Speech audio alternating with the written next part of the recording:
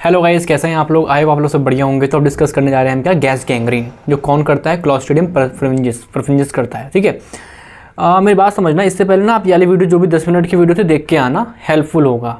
बहुत सारी बातें आपको पहले से पता होंगी। जैसे कि मैं बोलूँ, आपका क्लोस्ट्रिडियम जो बैक्टीरिया है वो कैसा है, बताया था ABC, C4 क्या था, ग्राम पॉजिटिव बेसिलाई में रॉड शेप्ड होते हैं, है ना। एक सेकंड कैमरा सही कर लूँ, है ना, रॉड शेप्ड होते हैं। ओके, ऑब्लिगेट एनारोब्स होते हैं, जिन्हें ऑक्सीजन चाहिए ही नहीं, अगर मिलेगी तो ग्रो नहीं करेंगे, स्पोर्स बने रह जाएंगे। ठीक है जी। और आपके यहाँ पे क्या होंगे, बल्जिंग स्पोर दिखते हैं। अगर मैं क्लोस्ट्रिडियम परफ्रिंजिस की ही बात करूँ मेनली, तो यहाँ पे कैसा दिखते हैं आपके स्पोर्स की? दो बातें जानते हैं हम। पहला स्पोर आपका मिलेगा सब टर्मिनल, मतलब यहाँ पे, और ओवल। कैसा मिलेगा? बल्जिंग, बाहर निकलता हो ओवल। ठीक है, ये दो बातें हमने लास्ट क्लास में देखी हुई हैं। साथ ही साथ मैंने क्या बताया था कि ये ऐसा है जो आपके ये देखो कैप्सुलेटेड है।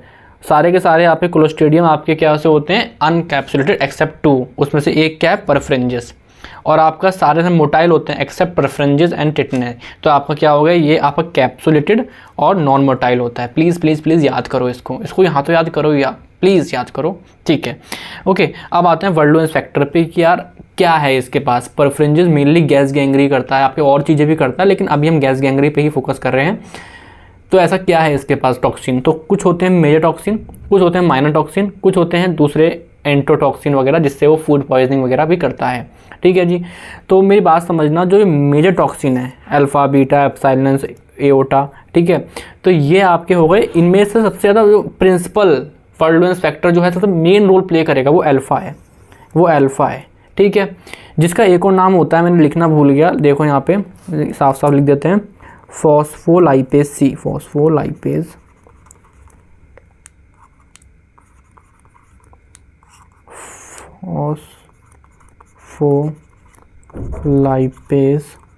C। ठीक है, फॉस्फोलाइपेज C। एक और नाम क्या होता है? लेसिथिनेज। सही लिखा है मैंने कहीं पे? हाँ, ये लिखा तो है लेसिथिनेज। ठीक है, अब यहाँ पे छोड़ो। ठीक है, नोट्स बिगड़ जाएंगे ना। हाँ, तो आपसे अभी याद रखो, अल्फा वाला सबसे ज़्यादा इंपॉर्टेंट होता है। और ये कुछ माइनर वाले हैं, इनके बस नाम देख लो कि 8 माइनर होते हैं, बाकी आपको पता ही लैम्डा ये सब क्या क्या है। ठीक है, आपके कुछ हीट लेवल एंडोटॉक्सिन जो कि फूड पॉइजनिंग में रोल प्ले करते हैं, और ये सब भी इंपॉर्टेंट है उसका स्प्रेड फैलाने के लिए, ये भी इंपॉर्टेंट। जो मेजर है लेकिन अल्फा है, मेजर क्या है? अल्फा है। ठीक है, याद करें, हो गया। अब आते हैं बीमारी के ऊपर, गैस गैंग्रीन। एक्चुअली देखना आप, इसका ये रैपिडली स्प्रेड होगी, रैपिडली ग्रो होगी। अगर आप देखो इसका इंक्यूबेशन पीरियड परफ्रिंजिस से कुछ 10 से 48 घंटे का ही है ना, बहुत जल्दी होगा। और आपका इसमें होगा क्या, जो आपका मायोनेक्रोसिस, जो मसल होगी उसका नेक्रोसिस होगी, मसल डैमेज होगी। वहाँ पे आप देखोगे कुछ बबल गैस बन रही होगी, एडिमेटस, है ना, मतलब एडिमा टाइप दिखेगा। और आपको वहाँ पे कब देखने मिलेगा, उसको जो आप पेशेंट की हिस्ट्री लोगे, पेशेंट की हिस्ट्री बोलोगे, तो वो साफ साफ बोलेगा कि उसका रोड ट्रैफिक एक्सीडेंट हुआ था, है ना। क्वेश्चन में देखोगे तो ऐसा कुछ लिखा हुआ है। फिर कोई भी इंजरी हुई थी जिसमें आपकी मेजर इंजरी हुई थी, लॉन्ग बोन, कोई भी बोन क्रश्ड हुई थी, है ना। तो और उसके बाद वहाँ पे क्लोस्ट्रिडिया वहाँ पे आ गए, पैथोजेनिक आ गए। तो मेरी बात समझना, क्या बोला, गैस गैंग्री बहुत ही ज़्यादा रैपिडली स्प्रेडिंग है। आपका एडिमेटस मायोनेक्रोसिस, नेक्रोसिस होगी यहाँ पे, क्या मसल्स की नेक्रोसिस होगी। और आपका यहाँ पे ये सीवियरली क्रस्ड वाउंड में आपका रहेगा, जिसमें आपका क्लोस्ट्रिडिया आ गया। क्या है, अभी पैथोजेनेसिस देखेंगे, पैथोजेनेसिस सब आसानी से हो जाएगा। तो हिस्ट्री ऑफ क्या देगा वो, रोड ट्रैफिक एक्सीडेंट हो रहा होगा यहाँ पे, कि एक्सीडेंट हुआ, चोट लगी बहुत ज़्यादा वहाँ पे, मतलब मान लो बोन टूट गई, कुछ हो गया, इस वजह से दिक्कत हो गई। अब जब आप उसका देखोगे तो आप मतलब आप देखोगे वो चोट जहाँ पे गैस गैंग्री हुआ है, तो बहुत ही फाउल स्मेल आ रही होगी, डिस्चार्ज हो रहा होगा। अगर आपको मैं इमेज दिखा दूँ एक, ये देखो, है ना, ये देखो। और आपको पता है क्रिप्टस सुनाई देगा, आवाज़ सुनाई देगी। जैसे आपने अगर ऐसे होता है ना, हम दबाते हैं उंगली, अगर आपको आवाज़ आ रही हो, है ना, तो ये आवाज़ जो आ रही है गैस की, इसे क्रिप्टस बोला। तो ऐसे यहाँ पे भी अगर हम प्रेस करेंगे तो यहाँ पे आवाज़ आएगी, क्योंकि यहाँ गैस भरी होगी। अभी देखेंगे कैसे। ठीक है, अब इटियोलॉजिकल एजेंट कौन करता है? मोस्ट कॉमनली क्लोस्ट्रिडियम परफ्रिंजिस, लेकिन ये लोग भी करते हैं और इस्टेब्लिश्ड हैं। मोस्ट कॉमन तो ये है, बट ये लोग भी करते हैं, नोवाई, सेप्टिकम, ये भी करते हैं। इनका इस्टेब्लिश्ड है, ये मोस्ट कॉमन है ना। और क्या होगा, है ना, और क्या होगा, है ना, इस्टेब्लिश्ड एजेंट है, इनका हो चुका है। ठीक है, कोई आगे था। हाँ, अभी मैंने क्या बोला, ये लोग अभी जस्ट रेयर हैं, बहुत रेयर, अभी कोई इस्टेब्लिशमेंट नहीं हुआ है, तो इनको भूल जाओ, याद मत करो। ये 3 नाम याद कर लो, ये 3 नाम याद कर लो। सबसे मोस्ट कॉमन क्या है, क्लोस्ट्रिडियम परफ्रेंजिस। चलो अब आते हैं टॉपिक पे, पैथोजेनेसिस, जो एग्जाम में लिख के आना है। मैंने क्या बोला, किसी इंसान का रोड ट्रैफिक एक्सीडेंट हो गया जिसमें क्या हुआ, उसका फ्रैक्चर हो गया, फिर कुछ भी कोई बहुत सीवियर इंजरी हो गई वहाँ पे, जिससे क्या हुआ, आपकी जो वहाँ की जो बड़ी आर्टरीज थी, मेजर आर्टरीज थी, है ना, वो वहाँ से कट गई, कुछ हो गया, लैसिरेटेड हो गया, है ना, आपका लैसिरेशन हो गया, वहाँ से कट गया, ठीक है, तो आपका क्या हुआ, ब्लड सप्लाई वहाँ की रुक गई, कम हो गई, तो उस कंडीशन में वहाँ पे क्या होगा, इश्कीमिया हो जाएगा। मतलब आपके कहीं ना कहीं कुल मिला के बात इतनी सी है, उस एरिया में ऑक्सीजन सही नहीं पहुँच पा रही है, और उसी वक्त में क्या हो गया, वहाँ पे कुछ वो जो आपकी चोट थी, वुंड जो भी है आपका, वहाँ पे क्या हुआ, स्पोर्स आ गए, कोलेस्ट्रॉल स्पोर आ गए, आपके जो कोलेस्ट्रिडियम के स्पोर्स आ गए। अब देखो कोलेस्ट्रिडियम कैसा है, ऑब्लिगेट एनारोब, और यहाँ पे जो कंडीशन बन रही है वो कुछ हद तक ऐसी ही बन रही है, बिकॉज आर्टरीज की सप्लाई कहीं ना कहीं तो रुक गई, कॉम्प्रोमाइज़ हो गई है। तो जो कोलेस्ट्रिडियम के स्पोर्स थे वो अब ग्रो होना चलेंगे, मतलब स्पोर्स अब क्या बन जाएंगे, वेजिटेटिव स्टेट, क्योंकि उन्हें क्या मिल गया, उन्हें मिल गया एनारोबिक कंडीशन मिल गई, है ना। और तो अब क्या होगा, बैक्टीरिया ग्रो होंगे, मल्टीप्लाई होंगे, और वहाँ पे कुछ टॉक्सिन बनाएंगे, और जो प्रिंसिपल टॉक्सिन होगा, जो मेन टॉक्सिन होगा, वो अल्फा होगा। तो यहाँ पे अल्फा टॉक्सिन बना।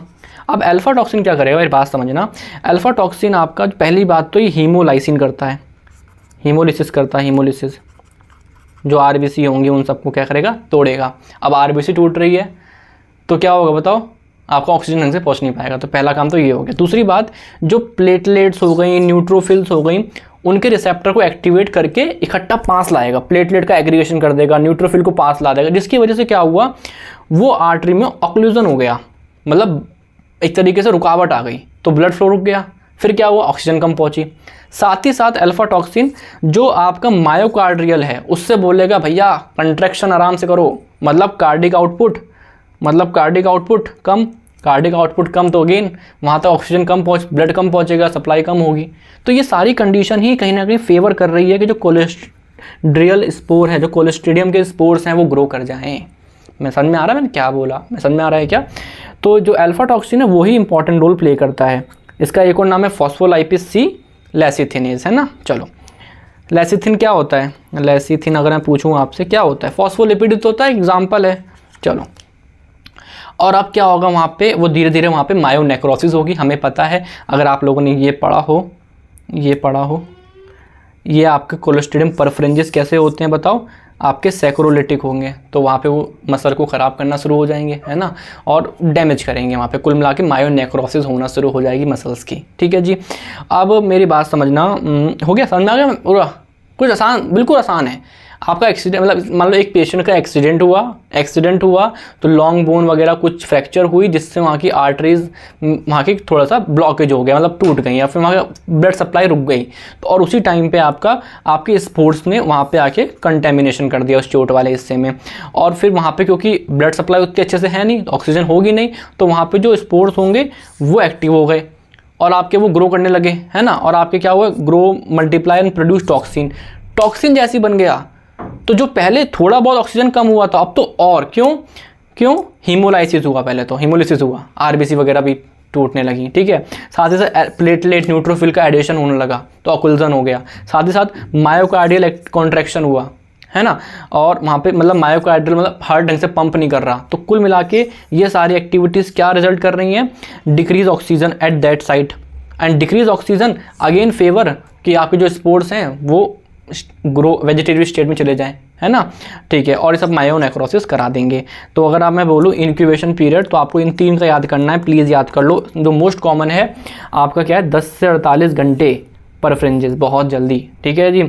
क्लोस्ट्रिडियम नोवेई का क्या है, 5 से 6 दिन, और सेप्टिकम का क्या है, 2 से 3 दिन। प्लीज़ ये 3 याद कर लो, बताया था ना, इस्टेब्लिश्ड एजेंट है ये हो चुके हैं 3, है ना, ये इनके केसेस मिलते रहते हैं हम लोगों को। चलो आ जाओ, और अगर हम इसका इलाज नहीं करेंगे तो इसका मोर्टेलिटी रेट 50% से ज़्यादा है, ठीक है, 50% के आसपास है। ओके, कैसे सिम्टम्स लेके आएगा, बहुत दर्द हो रहा होगा, बहुत ज़्यादा दर्द हो रहा होगा, और आपका जो क्रिप्टस, जैसे बताया था मैंने आपको कि गैस क्यों बन रही है, बिकॉज ये जो बैक्टीरिया है ना, क्लोस्ट्रिडियम परफ्रेंजिस वगैरह पे कोई भी है, मान लो सैक्रोलिटिक है, तो जो वहाँ पे कार्बोहाइड्रेट कुछ भी है उसको क्या करेगा, फर्मेंटेशन जब कर रहा होगा तो क्या निकालेगा, एसिड एंड गैस, तो गैस ये है ना, यहाँ पे गैस होगी, तो और फाउल स्पेलिंग होगा, और अगर नहीं करा तो टॉक्सिन ब्लड में जाएंगे, ब्लड में गए तो आपके शॉक करेंगे और multiple organ failure and death हो जाएगी अगर ट्रीटमेंट नहीं मिला। ये लास्ट स्टेज है, ऑर्गन फेलियर लेटर डेवलप हो जाए अगर टॉक्सिन आपके कहाँ गए, ब्लड वगैरह में आ रहे हैं और फिर नहीं ट्रीटमेंट मिल रहा तब। ठीक है जी, चलो आ जाओ, समझ में आ गया। अब बात करते हैं हम लोग क्या, लैब डायग्नोसिस की। बहुत सारा है, लंबी वीडियो हो जाएगी, ख़त्म करेंगे इसी वीडियो में। ऐसा करते हैं अगली वीडियो बनाते हैं, थोड़ा सा कोई आ रहा था, थोड़ा सा डिस्टर्ब में हो गया इस वीडियो में और अभी टाइम लगेगा तो वो काम निपटा देते हैं, इससे एक पार्ट और बना देते हैं इसका। ठीक है जी, चलो थैंक यू, बाय।